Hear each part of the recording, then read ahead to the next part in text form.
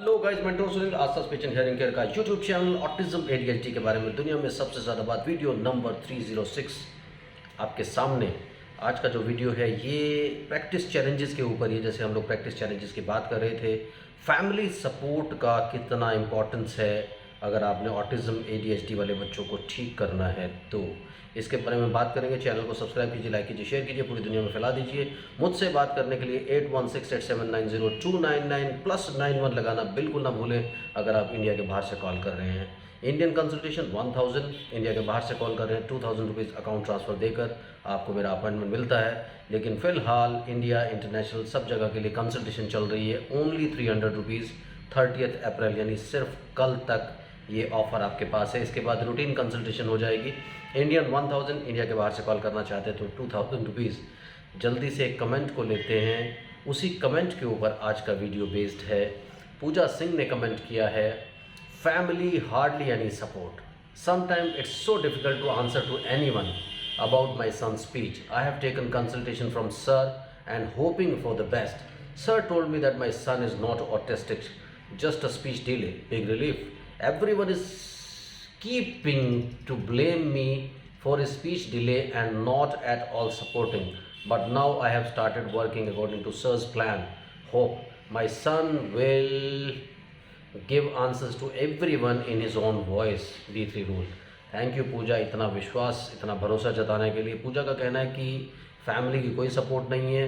कई बार बहुत मुश्किल होता है सारे लोगों को ये जवाब देना कि मेरे बच्चे का स्पीच क्या है, क्यों नहीं आ रहा और कब आएगा। मैंने सर से कंसल्टेशन ली है इस उम्मीद में कि सब कुछ बहुत अच्छा हो जाएगा। सर ने मुझे बताया कि मेरा बच्चा ऑटिस्टिक नहीं है, सिंपल स्पीच डिले है, बहुत आराम मिला है। एवरीवन, सब लोग ब्लेम करते रहते हैं पूजा को अपने बच्चे के स्पीच डिले के लिए, लेकिन ये जानने के बाद कि वो ऑटिस्टिक नहीं है, शी इज़ रिलीव्ड। और अब उसने मेरे प्लान के हिसाब से काम करना शुरू कर दिया है और उनकी ये उम्मीद है कि उनका बच्चा अपनी ही आवाज़ में इन सारे क्रिटिक्स को जवाब देगा जो ऑलरेडी पूजा को क्रिटिसाइज़ करते रहते हैं। Anyways Pooja, I completely understand your problem, और आप ही नहीं, आप जैसी बहुत सारी माओं की ये प्रॉब्लम है। आपने फ्रैंकली सामने लिखा है। बहुत सारे लोग डिस्कस भी नहीं करते हैं, लेकिन अगर डिस्कस करा जाए तो आप ये वीडियो अपनी फैमिली को ज़रूर दिखाइए, सब लोग ज़रूर दिखाइए, ताकि उन लोगों को पता लगे कि फैमिली सपोर्ट कितना इम्पॉर्टेंट है। फैमिली सपोर्ट 3 तरीके से काम करता है यहाँ पर, क्योंकि मेरी आदत है, अब कहते हैं ना जो लोग PhD करते हैं वो लोग फिलोसोफर हो जाते हैं, तो मेरी जो PhD लेवल की स्टडीज़ है वो साइको बिहेवियर थेरेपी में, तो मैं आपकी साइकोलॉजी और साइकोलॉजी से रिलेटेड प्रॉब्लम्स को भी बड़े अच्छे से समझता हूँ। यानी मैं एम्पथाइज़ कर सकता हूँ, मैं सिंपथाइज़ कर सकता हूँ, मैं आपके साथ मिल करके आपके बच्चे की प्रॉब्लम को ठीक करने के लिए काम कर सकता हूँ। तो यहाँ बात आती है, सपोर्ट सिस्टम को स्टार्ट करते हैं कि जब आपकी शादी हो गई, शादी होने के बाद आप डिसाइड करते हैं कि अब आपको बच्चा चाहिए, आप कंसीव करने की तरफ जाते हैं। लेकिन क्या हम लोगों की जो फैमिलीज़ होती हैं उसमें बच्चा प्लान्ड होता है? I don't think so. Normally जब आप प्रेग्नेंट हो जाते हैं तब आपको पता चलता है कि आप प्रेग्नेंट हो गए, बच्चा प्लान नहीं होता। सो चीज़ें प्लान करके होनी चाहिए कि क्या फैमिली ये बर्डन लेने को तैयार है और आपके पास सपोर्ट सिस्टम क्या है। आप सिर्फ कंसीव करके बच्चे को नहीं पाल सकते कि आपने बच्चा कंसीव कर लिया है, अब बच्चा दुनिया में आ जाएगा और बच्चा पाल लेंगे। तो फैमिली का सपोर्ट सिस्टम वहाँ से शुरू होता है। क्या आपके पास फैमिली की तरफ से ये एश्योरेंस है कि वो लोग आपको सपोर्ट करेंगे बच्चे को ग्रूम करने के लिए? क्योंकि सबसे बड़ी आयरनी क्या होती है कि हम लोगों को बच्चा पैदा करने से पहले ये पता ही नहीं होता कि बच्चे को लेकर के क्या क्या हमारी रिस्पॉन्सिबिलिटीज़ हैं, how to be good parents, कैसे पूरी फैमिली बच्चे को संस्कार देने के लिए, तहज़ीब देने के लिए एक दूसरे को सपोर्ट करेगी। ये कुछ भी नहीं होता। बच्चा नहीं, अगर आपका बच्चा लेट हो जाता है, फॉर एग्जांपल आपका बच्चा, शादी हो गई 1 साल, 1.5 साल, 2 साल आपने कंसीव नहीं किया, maybe your planning, so family में या दूसरे लोग आप पे शक करने लगते हैं कि यार सब कुछ ठीक है ना, कुछ प्रॉब्लम्स तो नहीं है। So people start asking questions. तो आपको क्या होता है, उस सिस्टम में कंसीव करना ही पड़ता है।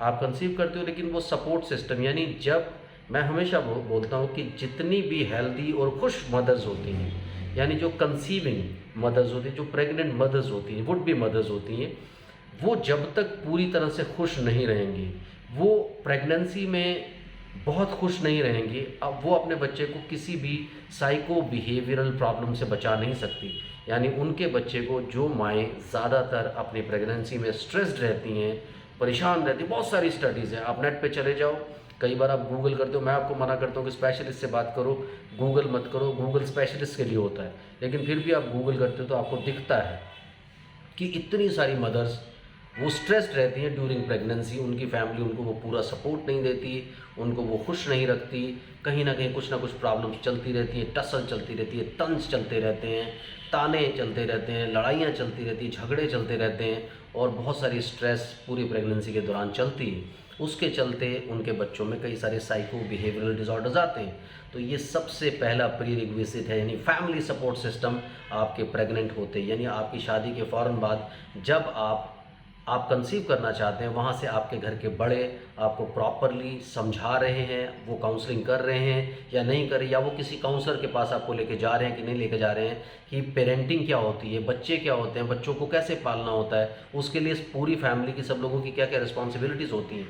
तो एक प्री कंसेप्शन यानी कंसीव करने से पहले की काउंसलिंग होनी चाहिए आप लोगों की, जो कि इंडियन और एशियन सिस्टम में, specially countries like India, Pakistan और इस तरह के जो कंट्रीज़ होते हैं, उनमें ये काउंसलिंग का कोई ट्रेंड नहीं है। आपको जब प्रॉब्लम आती है तब आप काउंसलिंग लेते हो, आप प्रॉब्लम ना हो उसके लिए काउंसलिंग नहीं लेते हो।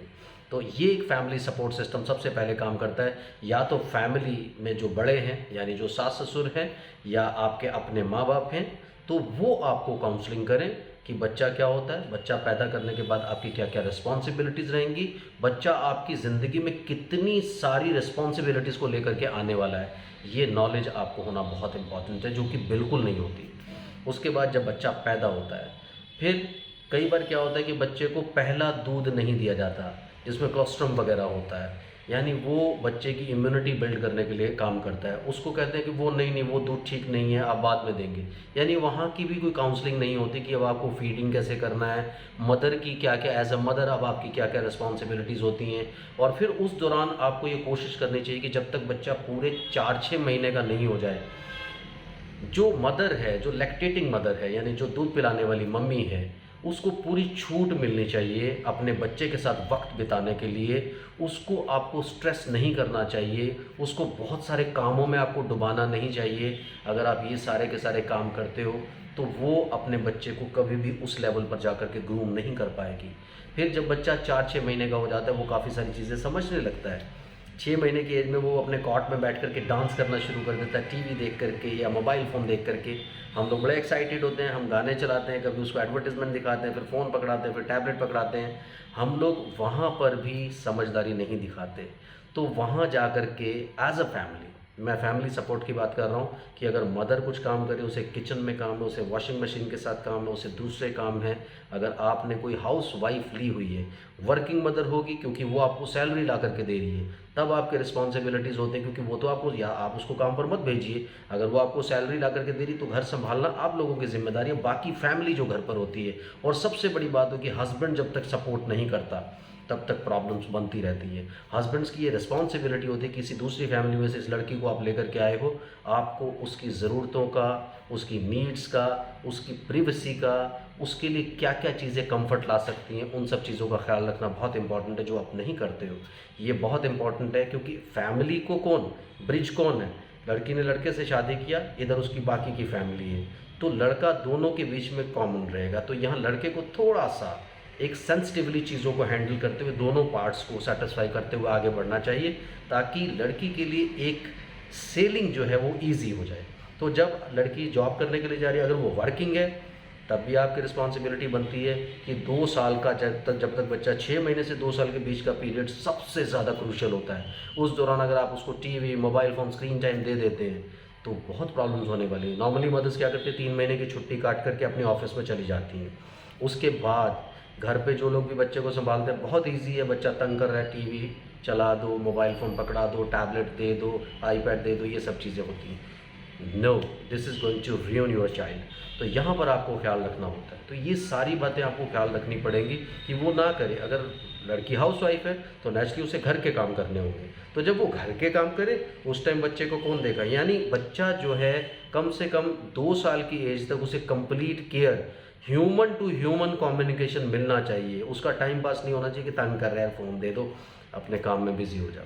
तो अगर आप जो बच्चे की मदर है, सबसे बड़ी रिस्पॉन्सिबिलिटी मदर होती है। अगर मदर अपने दूसरे कामों में बिज़ी है, चाहे वो अपनी जॉब में बिज़ी है, चाहे वो अपने किचन में बिज़ी है, उस दौरान बाकी फैमिली की रिस्पॉन्सिबिलिटी बनती है कि बच्चे को संभालें।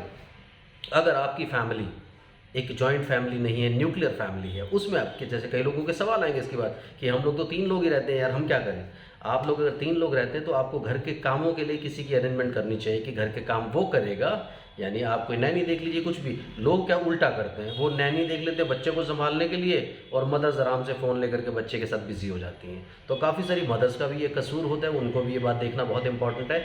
बच्चे की रिस्पॉन्सिबिलिटी आप लीजिए, घर के काम कोई भी कर रहे, अरे खाना बाहर से आ जाएगा, दूसरी चीज़ें बाहर से हो जाएंगी, सब चीज़ें मैनेज कर जाएंगी, लेकिन बच्चा अगर आपने ख़राब कर लिया फिर आप भागते फिरेंगे। इसलिए ख्याल रखें। और सारी फैमिलीज़ को मैं ये अपील करता हूँ कि वो जो भी बच्चे की मदर है, यानी जो आपके घर में एक बच्चा लेकर के आई है, जिसने बच्चा पैदा किया है, जिसने आपके घर में एक बच्चा पैदा किया, आपको खुशियाँ दी है, उसको आप थोड़ी सी खुशी दें, रिलैक्सेशन दें, ताकि वो अपने बच्चे को संभालते हुए उसे करेक्ट गाइडेंस दे सके। और जब तक उसका कम्युनिकेशन, इमोशनल, सोशल डेवलपमेंट नहीं हो जाता बच्चे का, तब तक वो अपने कामों में पूरी फुर्सत निकाल करके बच्चे को ग्रूम करें। मुझे लगता है कि वीडियो काफ़ी हेल्पफुल होगा आप लोगों के लिए। ऐसे ही आप अपने सजेशन देते रहिए, अपने पॉइंट्स ज़रूर डालिए, कमेंट्स ज़रूर डालिए, ताकि आपको वीडियोज़ मिलते रहे। Thank you very much, bye bye.